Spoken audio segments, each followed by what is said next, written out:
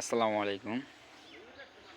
আমরা সকলেই আশা করি যেন আল্লাহ তাআলা আমাদেরকে মৃত্যুর পরে জান্নাত দান করেন। কিন্তু জান্নাত পাওয়ার জন্য আমাদের যেগুলো করা দরকার সেগুলো থেকে আমরা দূরে থাকি, বরঞ্চ জান্নাত থেকে আমাদেরকে যেগুলো দূরে সরিয়ে দেয় সেগুলো নিয়ে আমরা ব্যস্ত থাকি।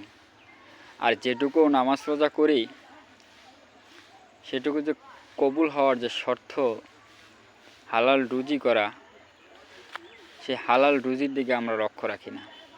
সুদ ঘুষ এগুলোর বাদ বিচার না করেই আমরা টাকা উপার্জন করি এবং সেগুলো আমরা খরচ করে জীবন ধারণ করি।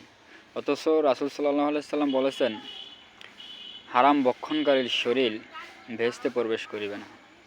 তাই আমাদের উচিত হারাম রুজি থেকে দূরে থাকা, হালাল রুজি অল্প হলেও সেটুকু নিয়ে সন্তুষ্ট থাকা এবং কষ্ট হলেও ওইটুকু দিয়েই জীবনের বাকিটা সময় কাটিয়ে দেওয়া।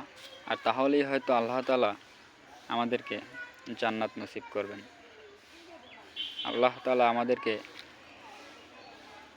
তার হুকুম আহকাম মেনে চলার তৌফিক দান করুক। আমিন।